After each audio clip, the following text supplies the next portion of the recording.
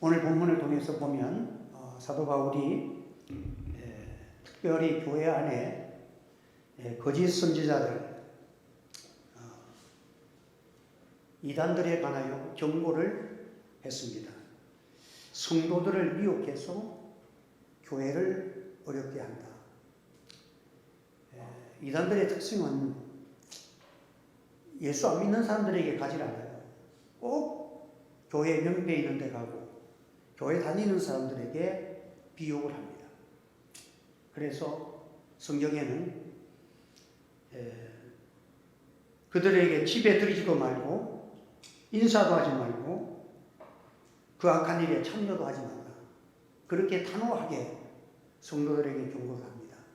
믿음이 약한 사람들이 괜히 그냥 차 한잔 하자고 서로가 만났다가 그냥 거기에 오염되어서 빠져나오지를 못하는 그런 경우가 많습니다. 스스로 자기를 높이면 안 돼요. 그래, 이단을 상대하는 사람들은 상당한 그 믿음의 학식도 있고 또 믿음에 대한 확신이 있고 또 그들이 어떠한 경우도 그들의 세력의 모든 특징도 잘 알고 있어서 그들을 능가할 수 있어야 되는데 뭣도 모르게 나는 절대 안 능가. 그리고 접촉했다가 여러분 그 사람들이 교묘하게 자기가 교회에 불만스러운 그것을 크게 만들면요 동감이 이루어지는 거예요. 그래서 막 거기에 대하여 서로가 공유하다 보면 가서 보니까 별 다른 거 없다.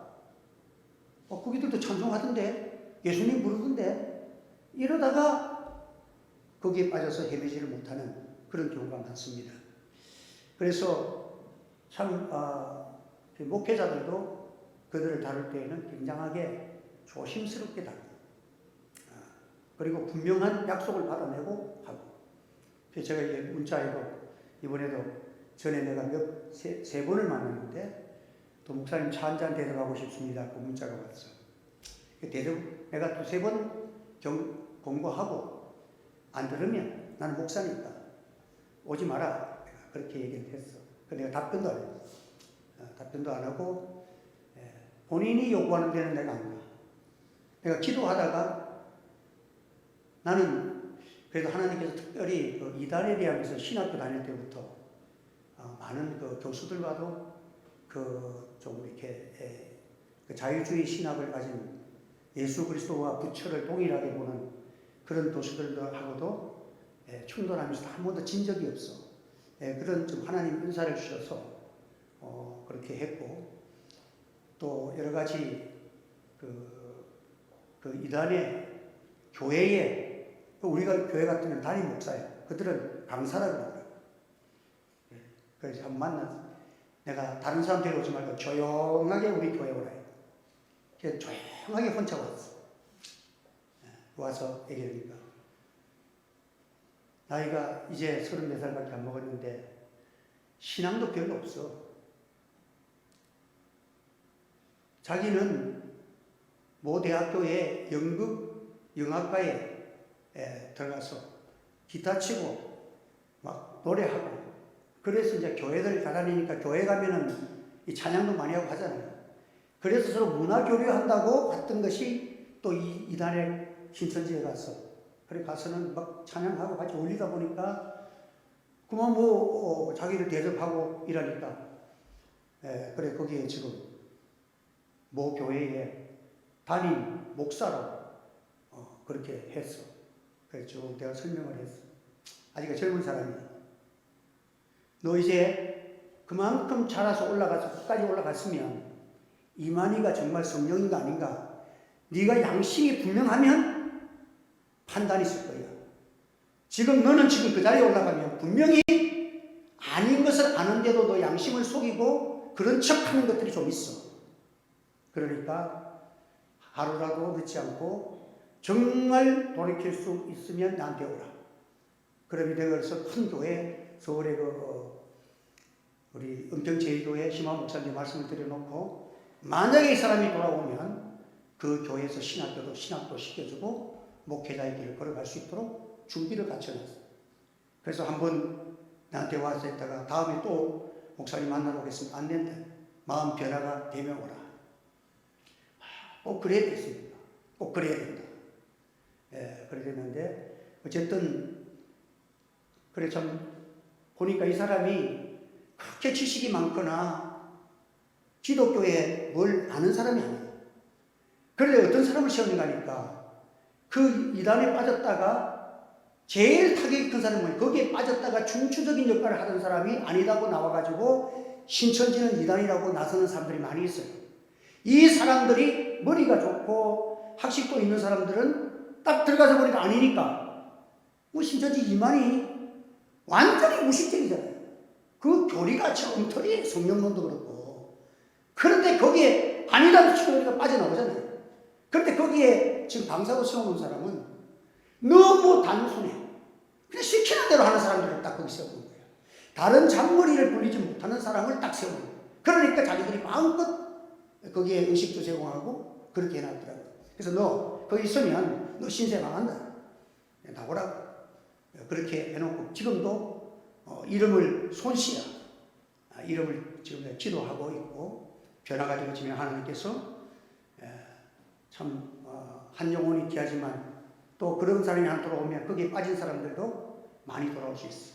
근데 내가 얘기하다 보니까 거기에 있는 따라온 사람이 조금 안 되거든. 그래서 쭉 얘기해보니까 너무 단순하고 별 아는 게 없어. 자기들 달달달 외운 것밖에 아는 게 없어. 그 목사라는 사람, 거기 그 교회를 책임맡은 사람도. 그래 이렇게 따라온 사람이 우리 목사님 하늘제교회 목사님한테 잡혀가는 거 아이가? 그 자리에서 그런 얘기를 하는 거예요. 잡혀올 줄 믿습니다. 그렇지만 나도 조심을 해요. 왜냐하면 그들이 딱 어떤 치고 안 올 것을 작정해 놓고 하는 경우는 시간만 낭비하는 거예요. 서로가 토론과 논쟁 장소가 되어서는 안 돼요. 하나님의 복음이 전파되는 은혜가 있길 주님을 축원합니다. 그 백석쪽에 있는 그 교리를 담당하는 교수님이 그에 앉아서 있는데 두 사람이 건방지게 목사를 전도하겠다고 찾아 들어왔대요. 들어와가지고 딱 앉았는데 회개하라. 예수님밖에 구원이 없는데 그때 성령이 역사하니까 한 사람이 뒤로 뿔뚝 잡아가지고 입이 버벅버벅 물고 막 난리가 난 거예요. 다시는 안 오더래요. 그렇다고 회개하는 것도 아니에요. 참 이단에 빠진 사람들이 돌아오는 것이 상당하게 어렵습니다. 여러분들이 경계를 하고 그래 너희들 뭐 교리가 이렇다 뭐 14만 4천이 어떻다 막 이렇게 얘기하면 왜 그렇게 너희들을 어렵게 믿냐? 어려운 건 우리는 목사님께 맡겨놓고 우리는 그저 말씀대로 순종하고 믿음 생활 잘하면 되지. 그리고 꼭 다 알아야 되는 목사도 성경 다 모르는데 뭐 자기들은 다 아는 것처럼 말이야. 거짓말지 그 자체가 교만이에요. 우리는 모르면 목사님한테 그때그때 물어보면 된다. 이게 여러분 지혜입니다. 한번 더 나는 모르는 것을 그때그때 물으면 된다. 그 목사는 나도 모를 수가 있잖아요. 그럼 내가 또 선배 목사님 있잖아. 신학교 교수가 있잖아. 그 또 질문을 해가지고 가르쳐주면 되는 거예요. 그래서 모르는 것을 안다고 할 필요는 없고 성경에 있는 것을 어떻게 성경은 비밀에 속한 거예요. 여러분들 하나님을 안다는 것이 여러분 보통 지혜예요. 우리가 이 독생자를 통해서 성탄절을 통해서 하나님이 우리를 알게 하시고 사람들이 오셔서 나를 본 자는 아버지를 보았다고 그렇게 예수님이 하시는 일을 보여주시고 예수가 그리스도인 것을 나타내 보여주셔서 우리가 아는 것이지 하나님이 안 보이시면 모르는 거야. 그래서 죄진 인간은 하나님께 가까이 갈 수도 없고 하나님 옆에 가까이 나갈 생각도 못해. 하나님을 두려워서 숨어야 되고 멀리해야 되고 도망칠수록 내가 더 편하지 가까이 갈 수가 없는 것이 죄 지은 자는 빛으로 나갈 수가 없는 거예요. 그래서 하나님께서 우리를 사랑하셔서 구약시대의 율법 속에서 뭘 주십니까? 제사제도를 주시고요. 그건 하나님의 사랑이에요. 하나님이 어디에 임재하십니까? 하나님의 법궤 속에서 지성소에 법궤를 두고서 거기에 하나님이 임재하신 것으로 나타나요. 그 법궤는 얼마나 크냐? 거대한 그런 멋있는 그런 거대한 상자가 아니에요. 법궤는 1m 70cm 1m와 70cm 정도 되는 거. 아주 조그만 상자예요.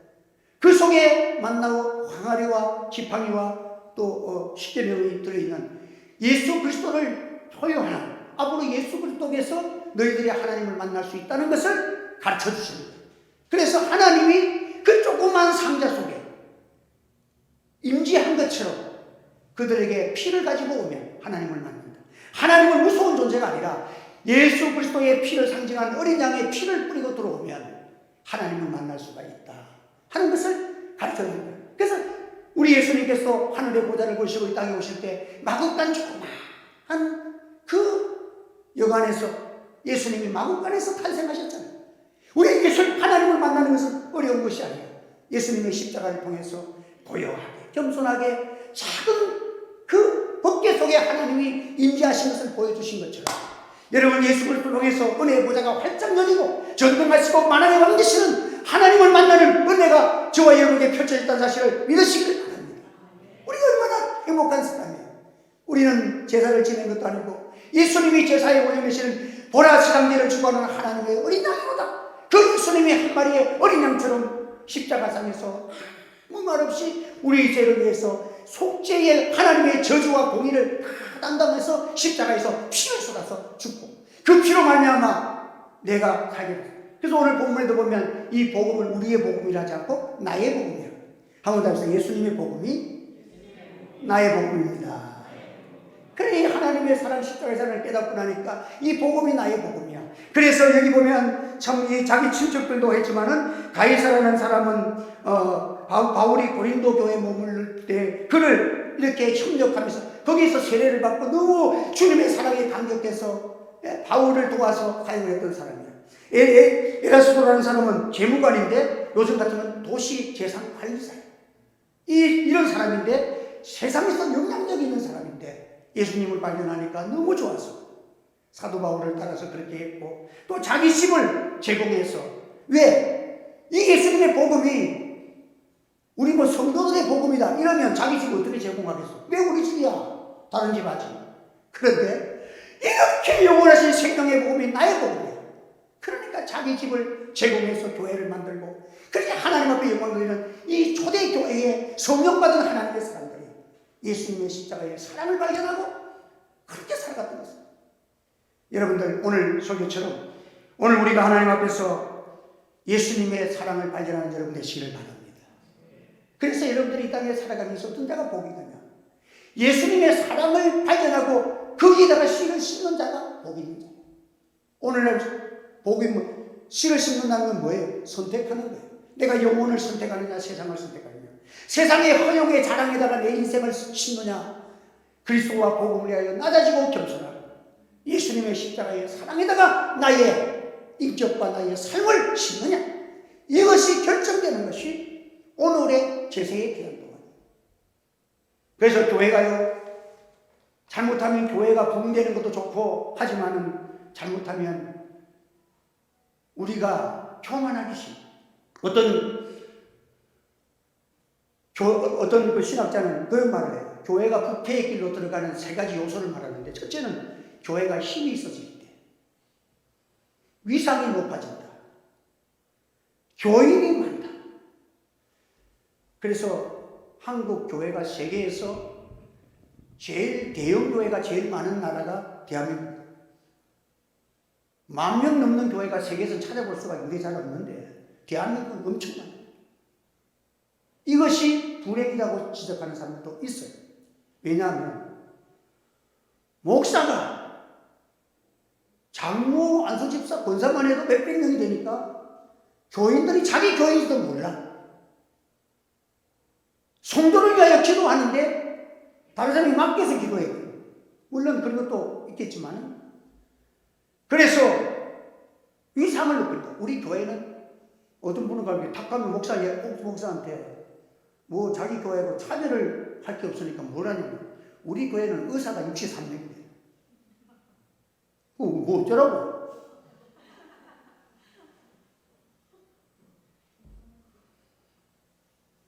우리 교회는 의사가 몇 명이에요?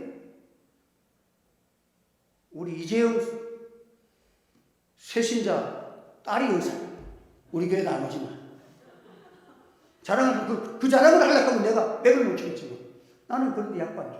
왜? 그리스도의 복음은 그런 게 아니거든요. 오히려 대형교회에서 10년 교회에서 대우받고 벤츠 타고 다니는 목사보다 손양원 목사님은 시골 골짜기의 여수에 문둥이 꼴에서 그들의 상처를 닦아주며 보름을 짜주며 그들이 나의 자기를 목사님은 주의 종으로 여기고 그렇게 섬기는 그 모습이 그곳에서 그들의 보름을 닦을 때마다 예수님과 가까워지고 그 보름을 닦아주며 기도하면 천국이 열리고 내 속에 성령의 감동과 감화와 기도불이 큰 열리고 여러분 기업의 회장이 나를 초청해가지고 근사하게 호텔에 가서 수십만 원짜리 밥을 대접할 때 예수님과 가까워지기 쉬운 게 아니에요. 멀어지기는 쉬워. 그래서 저는 전에도 그랬지만 나는 장례식에는 꼭 가. 반송에 있을 때는 열악한 사람들이 좀 있어서 가니까 교회도 안 나오던 사람이야.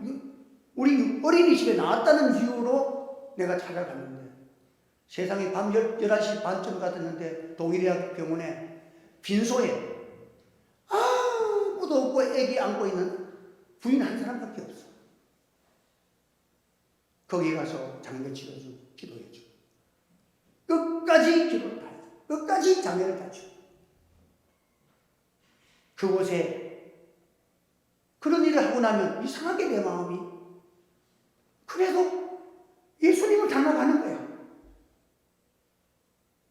근데 지금 내가 중앙교회 노회장이라고 총회 무슨 임원이라고 거기 앉아있어 보면 끝나고 나면 뭔가 좀 허전해.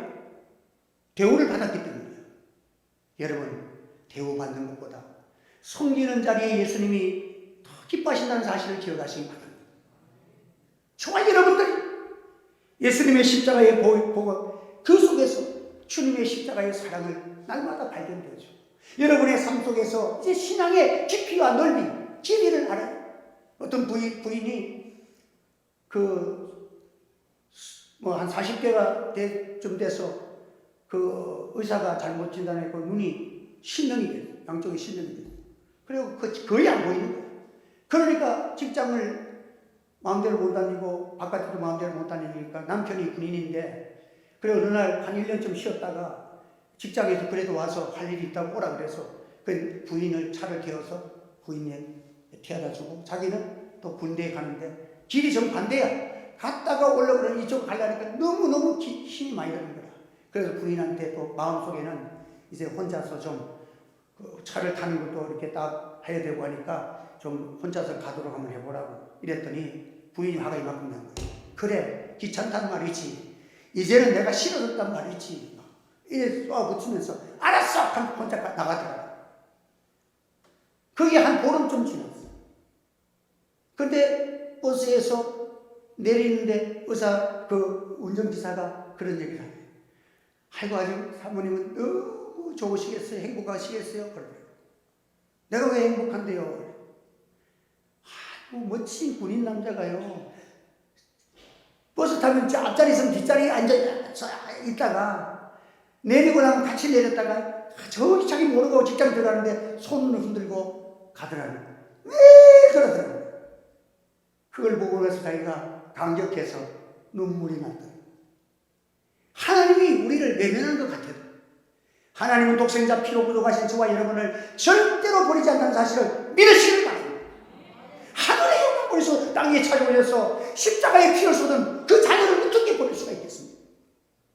심지어는 이사야서는 그런 말을 하잖아요. 정복이 어머니가 그 아기를 버리고 산다 할지라도 나는 너희를 이룰 수가 없다. 이것이 우리 하나님의 사랑인 줄 기억하시길 바랍니다. 이 사랑을 발견하면 교회가 얼마나 위대한 것이고 그 하나님 만나는 것이고 그 하나님께 예배드리는 것이고 여기 보면 여기 마지막이 뭐예요? 지혜로우신 하나님께 예수 그리스도로 말미암아 영광이 세세 무궁하도록 있을지어다. 영광은 하나님께 돌립니다. 우리 예배를 통해서 하나님의 영광 받으십니다. 이런 좋은 곳이 세상 어디에 있습니까? 김장하는 곳이 있습니까?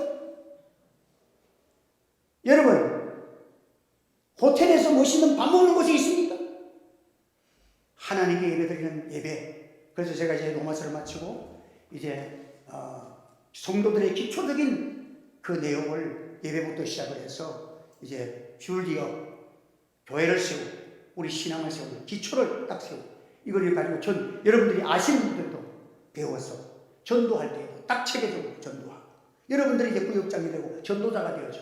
그래서 여러분들이 이제 누구든지 이 그리스도의 복음은 어려운 게 아니잖아요.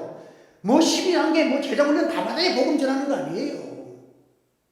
안드레처럼 그냥 가보자. 그걸 여러분들 예수님의 사랑에 감격해서 내가 그 말 할 수 있으면 되는 거예요. 성령이 역사하시는 거예요. 하나님께서 놀라운 은혜로 우리에게 은혜를 베풀어 주시고 우리 사람의 언어로 사람을 감동시키는 것이 아니라 예수님의 보혈과 하나님의 말씀을 증거하면 그 말씀이 세세토록 있는 말씀이야. 살아 세세토록 역사하는 말씀이야. 그 말씀이 심령의 골수를 쪼개고 그 사람의 마음을 쪼개고 감동을 주시고 말씀을 들으니까 야, 내가 이런 마음이 없었는데 그냥 감동이 오고 눈물이 나고 예수님 말씀만 들으면 내 마음속에 소망이 생겨지고 하이게 성령이 하신 성령과 진리와 물 그 진리와 물과 성령은 하나예요. 하나된 예수 그리스도와 성령과 물은 하나예요. 우리가 그리스도 안에서 이 평강의 은혜가 이 성찬을 앞두고서 우리가 마지막을 25일 마지막 주일 성찬제를 통해서 낳고 오신 예수님 모시고 예수님으로 오직 예수로 충만하시기를 주님의 이름으로 축원합니다. 예수님 뺏기지 마세요. 예수님 사랑하시고 우리 또 30일 날은 금요일 날 저녁 9시에 모여서 우리 성찬식 하고 또 세례 받으시고 세례 받고 그리고 제가 기도문을 또 작성을 해서 우리가 너무 점잖게 했습니다. 세상은 악한데 우리 믿음의 앞선 성도들은 막 부르짖으며 기도했어요. 그래서 간단한 기도문을 잡고 몇 번이든지 우리가 읽고 소리를 내서 기도하는 것도 능력, 마귀가 떠나가자, 어둠의 힘들이 물러가자.